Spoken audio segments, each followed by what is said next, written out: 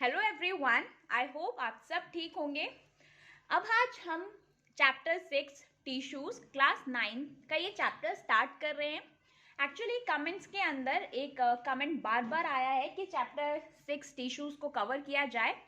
सो आज हम उस टिश्यू चैप्टर के अंदर एपिथेलियल टिश्यू को कवर करेंगे, जो कि एनिमल टिश्यू का एक पार्ट है। सो एपिथेलियल टिश्यू को स्टार्ट करने से पहले मैं एक नॉर्मल क्वेश्चन का आंसर रिप्लाई करना चाहती हूँ। अगर मैं पूछूं कि एनिमल टिश्यू के अंदर, एनिमल टिश्यू में आउटर कवरिंग क्या होती है, या फिर ह्यूमन बॉडी में जो आउटर कवरिंग होती है वो क्या होती है, सो आप सबका जो आंसर होगा वो होगा स्किन।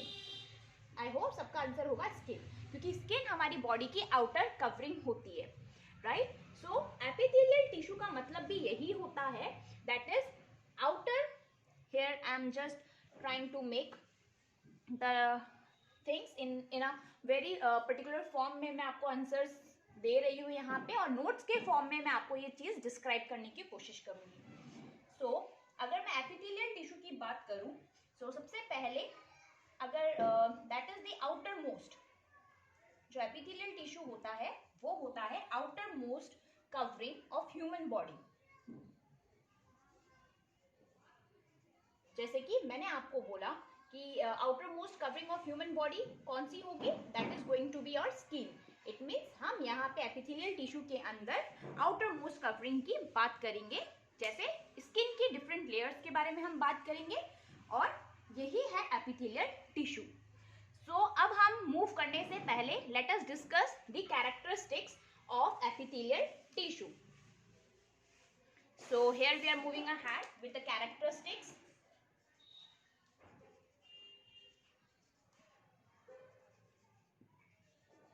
तो एपिथेलियल जो टिश्यू है उसके कैरेक्टरिस्टिक्स क्या क्या होते हैं, here we are going to discuss. So जो एपिथेलियल टिश्यू होता है उसके अंदर जो इसका जो फर्स्ट कैरेक्टरिस्टिक है दैट इज कवरिंग। जैसे कि मैंने आपको एपिथेलियल टिश्यू की डेफिनेशन बताई थी, उसके अंदर मैंने आपको बताया था कि वो एक कवरिंग टिश्यू है जो आपकी ह्यूमन बॉडी को प्रोटेक्ट भी करके रखता है। अगर कोई भी कवरिंग है, फॉर एग्जांपल मेरी स्किन है, तो ये स्किन एक कवर भी कर रही है मेरी बॉडी को, एंड सेकेंड थिंग ये प्रोटेक्ट करके भी रख रही है। So covering tissue in animal body, we can say directly कि एपिथेलियल टिश्यू की फर्स्ट कैरेक्टरिस्टिक है कि ये कवरिंग टिश्यू है एनिमल बॉडी के अंदर। So here I can write body. Now our second point is going to be, second क्या है, अगर ये कवरिंग ये कवर कर रही है तो ये एक प्रोटेक्ट भी करने का काम कर रही है एनिमल बॉडी को। सो हियर वी कैन से कि ये एक प्रोटेक्टिव टिश्यू भी है। So it is the protective tissue in animal body. This is the second point. Now let us discuss the third point. अगर जैसे कि फॉर एग्जाम्पल ये मेरे पास सेल्स हैं, there are number of cells, right, these all are the number of cells, right. अगर इनके बीच में इंटरसेल्युलर स्पेस होता है, अगर फॉर एग्जाम्पल इनके बीच में थोड़ा भी स्पेस है, इट मीन्स कोई भी चीज अंदर आ सकती है, राइट। ये प्रोटेक्ट नहीं कर पाएगा उसको, कोई भी चीज अंदर या बाहर इस स्पेस के थ्रू आ सकती है, तो ये इसको फुल्ली प्रोटेक्ट नहीं कर पाएगा। फॉर एग्जाम्पल मेरे स्किन पे यहाँ पर थोड़ा सा घाव हो गया, ओके। अब जो आउटर मोस्ट के अंदर जो भी डस्ट होगा, जो भी डस्ट पार्टिकल्स हैं, वो इजीली एंटर कर सकते हैं, बिकॉज वो जो मेरा घाव हुआ है वो एक स्पेस प्रोवाइड कर रहा है जिसके अंदर से भी कोई भी जो भी आपका डस्ट पार्टिकल्स है वो एंटर कर सकता है, और आपके जो स्किन के अंदर जो ब्लड है, जो भी मसल्स है, वो भी बाहर आराम से आ सकते हैं, राइट। सो अगर वो प्रोटेक्टिव लेयर है तो हम बोल सकते हैं कि इंटर जो सेल्यूलर स्पेस है, इंटरसेल्युलर स्पेस नहीं होती है। जो भी प्रोटेक्टिव लेयर्स होती है उसमें इंटरसेल्युलर स्पेस नहीं होती है, अगर होगी तो भी बहुत ही कम होगी। So here we can say that little, और या फिर हम बोल सकते हैं no intercellular space is present between the cells, क्योंकि अगर इंटरसेल्युलर स्पेस होंगे उस सेल्स के बीच में तो वो एक प्रोटेक्टिव लेयर की तरह काम नहीं कर पाएगी। Now let us move to the next one, कि अगर for example this is a cell, अगर मैंने ये एक सेल है और अगर मैंने इस सेल को इस तरीके से रखा, ओके, और फॉर एग्जाम्पल मैंने ऐसे किया, it means there is a intercellular space, ये प्रोटेक्टिव लेयर नहीं हो पाएगी। सेकेंड थिंग कि ये कंटिन्यूस फॉर्म में होना चाहिए, ये कंटिन्यूस होना चाहिए, एक भी जगह पे ये ब्रेक नहीं होना चाहिए। अगर ये बीच में से ब्रेक होता है इट मीन्स कि ये एक प्रोटेक्टिव लेयर नहीं होगी, तो इट मीन्स ये कंटिन्यूस फॉर्म में ये सीड्स लगी हुई होनी चाहिए, कंटिन्यूस सीड्स होनी चाहिए। सो हम यहाँ पे एक नई कैरेक्टरिस्टिक्स बोल सकते हैं कि cells form continuous seeds. Okay, now the most important characteristics which you have to keep it in your mind is कि जितने भी आपके सेल्स होते हैं या एपिथेलियल टिश्यू के अंदर, जैसे कि ये मेरा एपिथेलियल टिश्यू है for example, I am not that much good in drawing, so I am just trying to make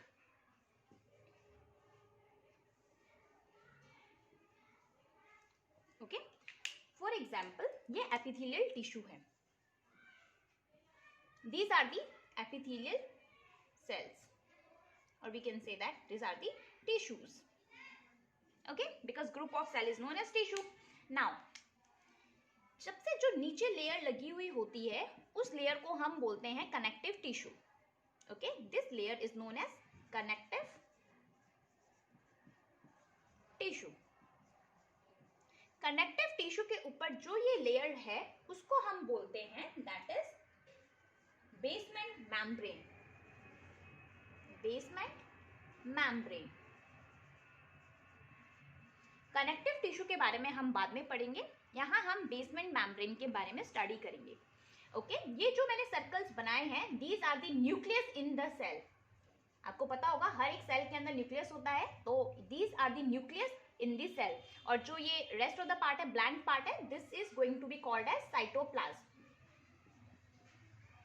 okay.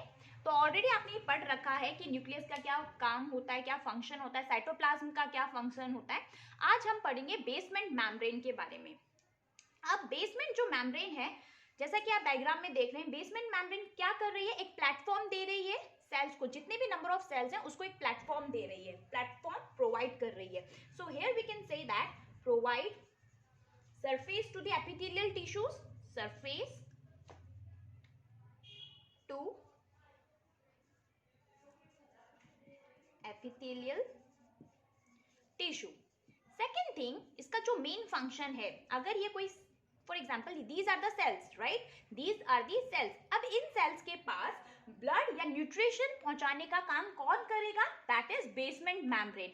Basement membrane यहाँ से ब्लड और जो भी आपका न्यूट्रिशंस होंगे उसको ट्रांसफर करेगा टू दी एपिथेलियल टिश्यूज। हर एक एनिमल टिश्यूज के अंदर आपको बेसमेंट मेम्ब्रेन मिलेगा। वो बेसमेंट मेम्ब्रेन का जो मेन फंक्शन होता है वो फंक्शन क्या है, that is blood and nutrition, and जो भी न्यूट्रिएंट्स हैं उसको वो सप्लाई करेगा, ब्लड एंड न्यूट्रिएंट सप्लाई किया जाएगा by the basement membrane. Third thing, ये जो बेसमेंट मेम्ब्रेन होता है आप देखेंगे कि ये सेपरेट करता है, दीज आर द सेल्स, इसको ये सेपरेट कर रहा है फ्रॉम अदर सेल्स। ये क्या कर रहा है, बेसमेंट मेम्ब्रेन सेपरेट कर रहा है these cells to the another cell, so इसी के वजह से वो एक प्रोटेक्शन भी प्रोवाइड करता है। so these are the main functions of the basement membrane. so here we can say that कि जितने भी all epithelial tissues, जितने भी epithelial tissues हैं ये separated होते हैं, are separated by others through basement membrane. basement membrane से ये सारे separate होते हैं। so these are the characteristics of our epithelial tissues. okay, now here we are moving ahead with the functions of the tissues. so let's move further with the functions.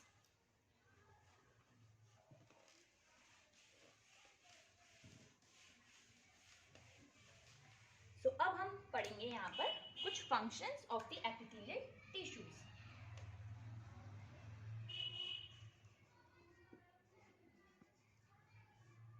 Okay, so functions का मतलब होता है काम क्या करेगी।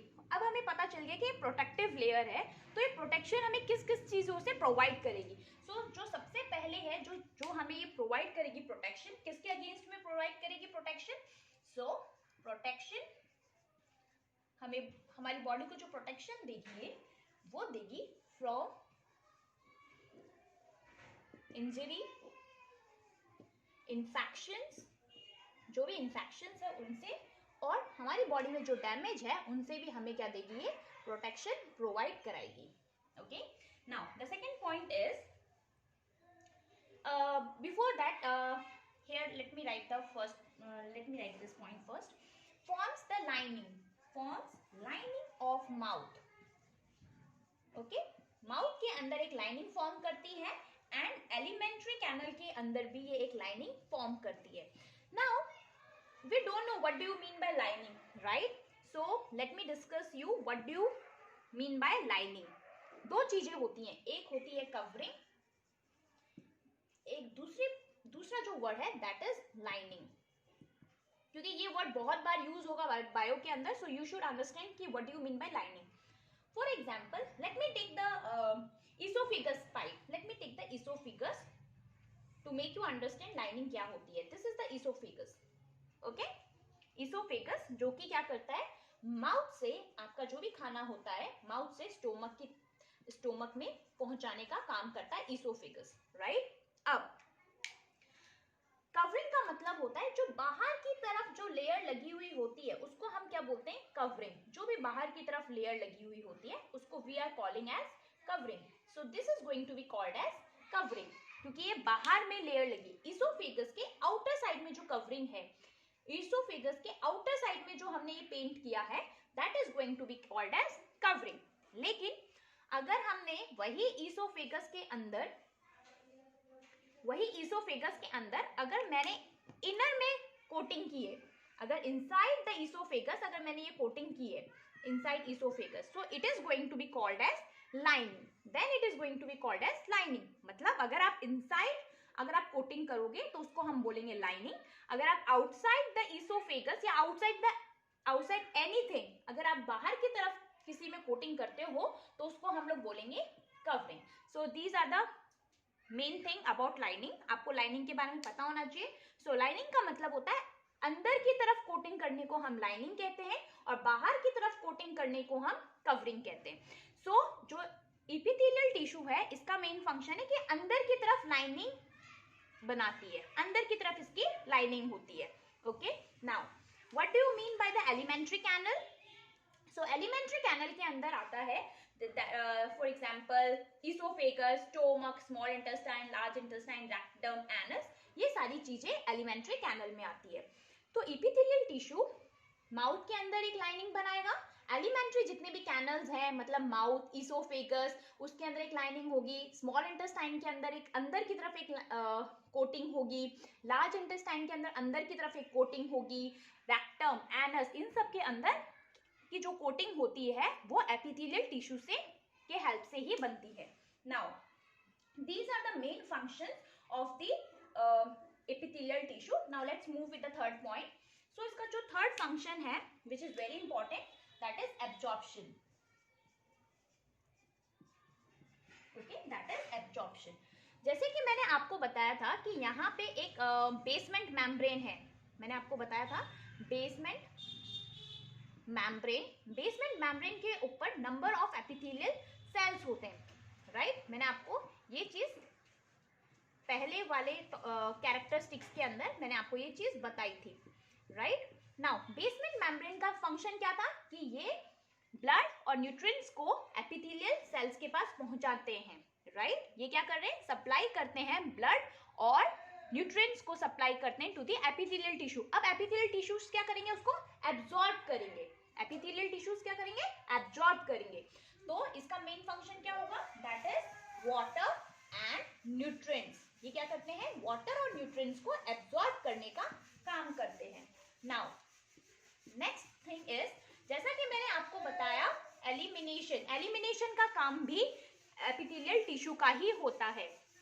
जैसे मैंने elementary canal के अंदर आपको बताया था rectum and anus. Rectum and anus में से जो एलिमिनेशन होता है, जो भी हमारा वेस्ट मटेरियल को एलिमिनेट करने का काम होता है वो भी एपिथेलियल टिश्यू के थ्रू ही होता है. सो this is the function of epithelial tissue. So here we have completed, we have discussed about the epithelial tissue. I hope you all have understood in a very proper way. Now let's move with the different types of epithelial tissues. So first thing which we are going to discuss is, जो हम पहले discuss करेंगे epithelial tissues के type में, that is squamous. Squamous epithelial tissues.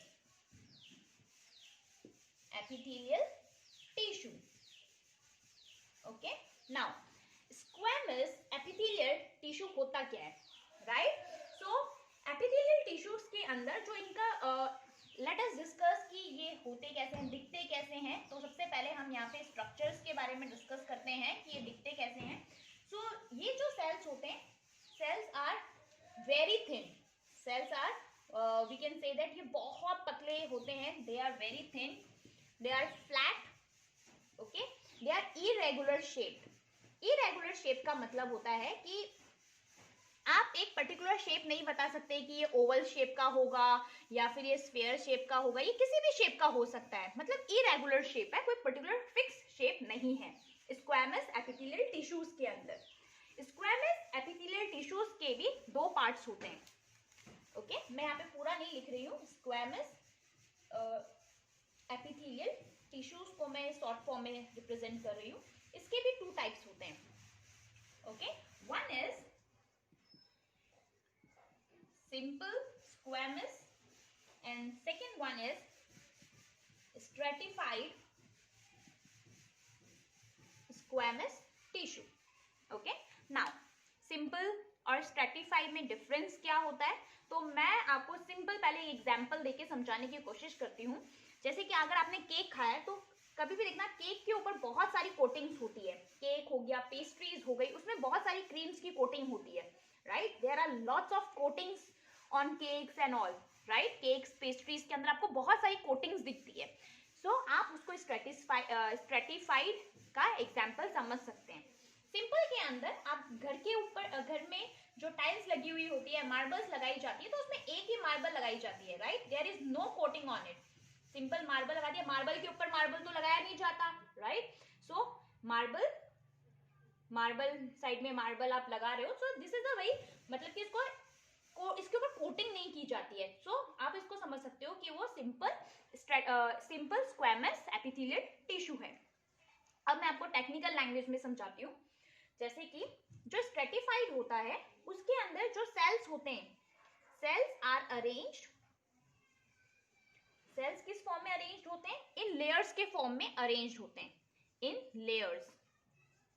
Okay, जैसे कि मैंने अभी आपको एग्जांपल दिया था कि स्ट्रेटिफाइड के अंदर कि जो भी होती है जैसे पेस्ट्रीज, इन सब के अंदर लेयर्स होते हैं, right. Similarly stratified squamous tissues के अंदर भी जो सेल्स होते हैं वो लेयर्स के फॉर्म में, एक के ऊपर एक के ऊपर एक लेयर्स के फॉर्म में अरेंज्ड होते हैं. और इसके अंदर जो सेल्स होते हैं वो सिंगल लेयर में होते हैं. So here we can say single layer of cell. Okay, now our second point is, अगर ये लेयर्स के ऊपर लेयर्स हैं, फॉर एग्जाम्पल मैं आपको स्किन का एक एग्जाम्पल देती हूँ कि अगर स्किन की एक लेयर निकल जाती है, राइट, तो एक दूसरी लेयर आती है, राइट. वो दूसरी लेयर भी निकल जाती है तो थर्ड लेयर आती है. सो कहीं ना कहीं हमें वियर एंड टियर से भी प्रिवेंट करा रही है, राइट. सो हम यहाँ से भी बोल सकते हैं कि it prevent wear and tear से हमें बचाती है. जैसे कि you can see in skin की एक लेयर निकलती है. There are multiple layers in our skin. Okay, तो आप एक लेयर निकलती है आपकी, कभी भी चोट लगने से या किसी भी वजह से एक लेयर निकलती है तो आपकी दूसरी लेयर रेडी होती है, दूसरी लेयर निकलती है, थर्ड लेयर होती है. सो इधर जो स्किन होती है, स्किन में जो आपके सेल्स होते हैं वो लेयर्स के फॉर्म में अरेंज्ड होते हैं. So you can see it in skin. Similarly अगर यहाँ पे सिंगल लेयर है, सिंगल लेयर आप देख सकते हैं जैसे कि माउथ के अंदर जो अंदर की लाइनिंग्स होती है, माउथ के अंदर जो लाइनिंग्स होती है वो सिंगल लेयर होती है, उसमें एक ही लेयर होती है. There are not multiple layers, वो लाइनिंग सिंगल लेयर होती है. सो हम यहाँ पे बोल सकते हैं they are forms only linings को फॉर्म करने के लिए ही सिंपल स्क्वैमस एपिथेलियल टिश्यू का यूज किया जाता है, which you can see in mouth, which you can see in esophagus, esophagus के अंदर भी इसको देख सकते हैं. So this is all about squamous epithelial tissue. Now यहाँ पर ही आज हम इस वीडियो को पॉज करते हैं. In the next video definitely we are going to cover the rest of the 2 part of this, that is cuboidal and the second one is the columnar tissue. Okay, definitely we are going to discuss. Thank you and have a great day ahead.